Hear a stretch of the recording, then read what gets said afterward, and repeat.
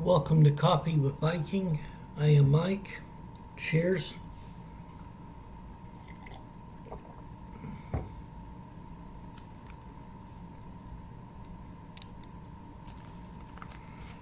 Final prep for invasion. Joshua 1:11. Tell the people to get their provisions ready. In 3 days you will cross the Jordan River and take possession of the land the Lord your God is giving you.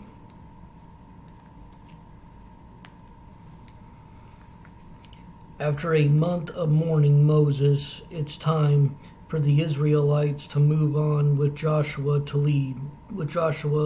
leading. Joshua certainly must be worried.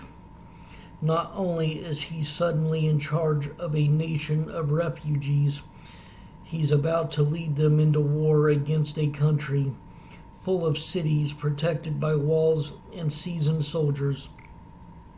Invaders out in the open almost always suffer more casualties than defenders behind walls. God calms Joshua, perhaps speaking to him in a dream or a vision. That's how the Bible says God typically communicated to prophets and other leaders.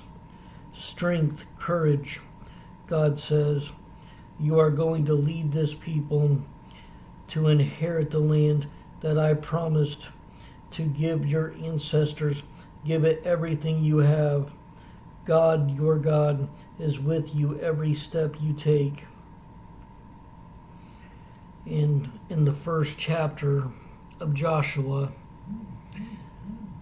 God, in multiple scriptures, even back-to-back scriptures, keeps saying the same line over and over to Joshua, saying, "Be strong and of good courage."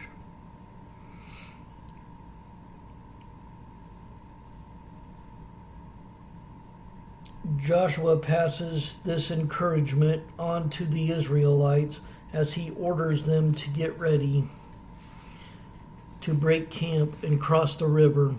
While the Israelites prepare, Joshua sends 2 spies into the border town of Jericho, six miles across the river.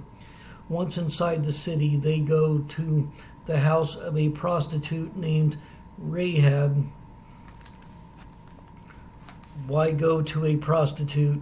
The Bible doesn't say, perhaps because it wouldn't have looked especially suspicious for traveling strangers to go there. Or maybe they go there for the same reason other men in the Bible go. For whatever reason, they do go there. And they apparently talk too much, apparently bragging about their attack force. Rookie spies. Someone, maybe a customer of Rahab's, overhears it and passes the news along to the king. He's horrified to hear the Israelites are scouting his city for an attack.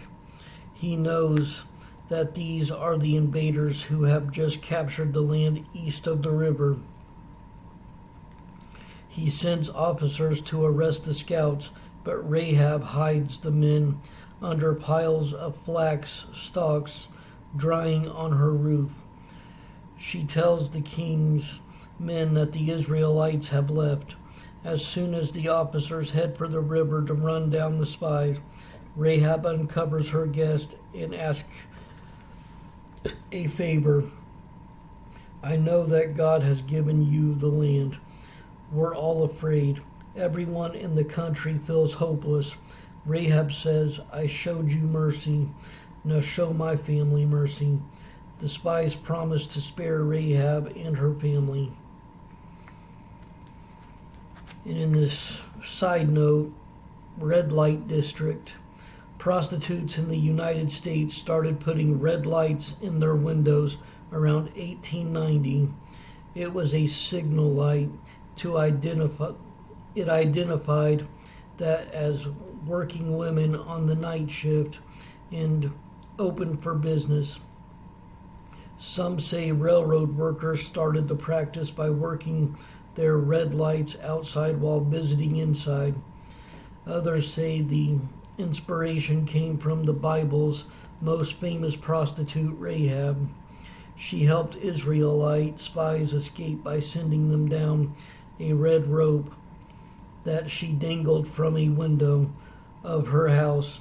The spies told her to hang the rope back in the window when they returned with the Israelite army. This signal would help them know which house to spare. Welcome to Jericho. A Jericho prostitute named Rahab invites Israelite spies into her home, perhaps thinking they're customers. When she learns they're scouting the city for an invasion, she hides them from the authorities. She has heard about this advancing army, and she fears the Israelite God more than she fears her king.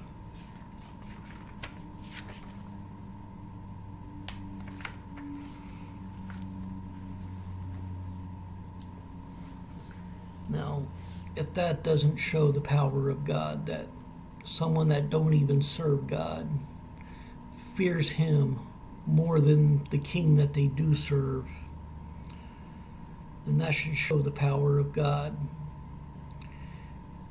Should also show his mercy and his love, because he spared the scouts for opening their mouths when they were just there scouting and had to stay in the shadows, not literally, but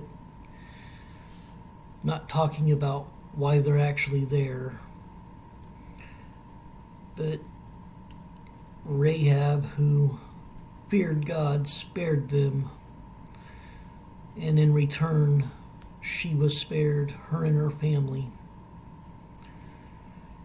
And that note there was correct. That is the most famous prostitute in the Bible, maybe actually even in history, because of what she did for the Israelites,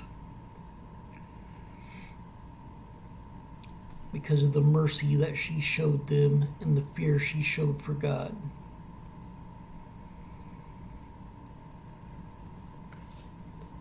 Stay blessed. Stay caffeinated.